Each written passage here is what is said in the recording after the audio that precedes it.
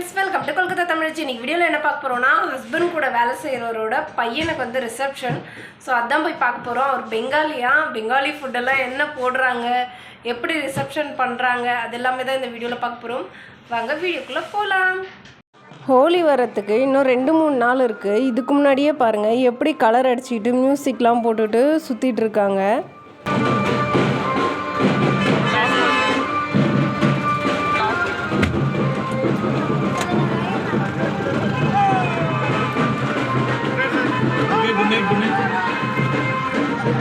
அந்த ஹோலிலாம் விளையாடிட்டு இருந்தாங்க இல்லையா, அதெல்லாம் பார்த்துட்டு கிராஸ் பண்ணி வரும்போது நல்ல பெரிய மார்க்கெட் ஏரியாவாக இருந்துச்சு. இடத்தோட பேர் என்ன அப்படின்னு கேட்டால் துமார் குண்டானாங்க.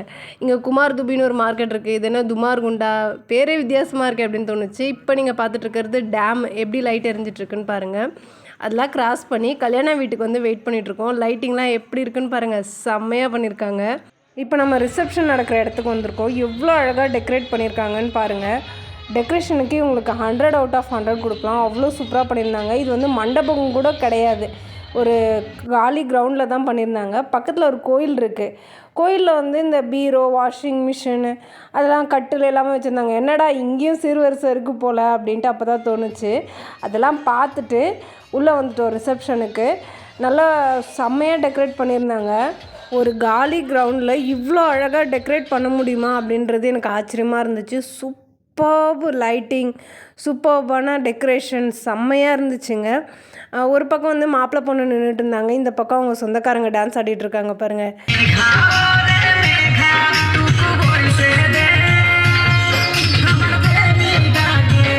அடுத்ததாக ஸ்நாக்ஸ் கொடுக்கறதுக்கான ஸ்டால் போட்டிருந்தாங்க. இங்கே வந்து கூல்ட்ரிங்க்ஸு, அதுக்கப்புறம் மோமோஸு, சிக்கன் பக்கோடா, சுட சுட ஜிலேபி எல்லாமே போட்டு சூப்பராக கொடுத்துட்ருந்தாங்க. நான் நினச்சிட்டு இருந்தேன் சவுத் இந்தியாவில் தான் இஷ்டத்துக்கு செலவு பண்ணுவோம் கல்யாணத்துக்குன்னு. பட்டு நார்த் இந்தியாலேயும் நான் வந்து கல்யாணம் பெருசாக பார்த்ததில்ல. பட் இங்கே பார்க்கும்போது புரிஞ்சுக்கிட்டேன், இவங்களுமே வந்து நிறைய செலவு பண்ணுறாங்க. நல்லா தாராளமாக செலவு பண்ணியிருந்தாங்க. சாட்லாம் பாருங்கள், அதுக்குன்னு தனித்தனி ஸ்டால் போட்டிருந்தாங்க. இங்கே வந்து சவுமீன் வந்து கொடுத்துட்ருந்தாங்க. இதெல்லாம் தாண்டி வந்தோன்னா டைனிங் ஹால். இதுவுமே வந்து இவங்க பந்தல் போட்டது தான். பின்னாடி வந்து சமையல் பண்ணிகிட்ருக்காங்க. இங்கே வந்து சுட சுட சமைச்சு எடுத்துகிட்டு வந்து பரிமாறிட்டு இருந்தாங்க. அட் அ டைமில் ஒரு 50 பேர் உட்காந்து சாப்பிட்லாம், அந்த மாதிரி வந்து சூப்பராக டைனிங் ஹால் பண்ணியிருந்தாங்க. டைனிங் ஹால் தானே நினைக்காம சூப்பராக டெக்கரேட் பண்ணியிருந்தாங்க.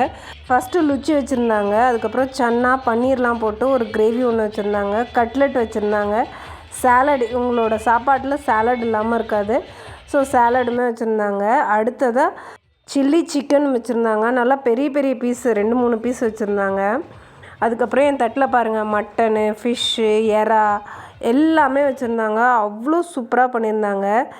எங்கள் பாப்பாவுக்குலாம் 2-3 ஸ்வீட் வச்சுருந்தாங்க. நான் ஸ்வீட் அதிகம் சாப்பிட மாட்டேன், அவள் வாங்கி நிறைய ஸ்வீட் சாப்பிட்டுட்டு இருந்தா. டீ பாருங்கள் எவ்வளோ பெரிய டபராவில் போட்டுட்டு டீ கொடுத்துட்ருந்தாங்க. அதெல்லாம் பார்த்துட்டு வெளியில் வந்து ஐஸ்கிரீம் கொடுத்துட்ருந்தாங்க.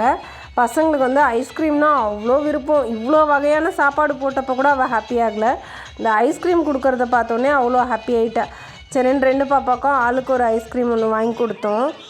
ஓகே ஃப்ரெண்ட்ஸ், உங்களுக்கு இந்த வீடியோ பிடிச்சிருக்கோம் நம்புகிறேன். உங்களை இன்னொரு வீடியோவில் சந்திக்கிறேன். பாய்.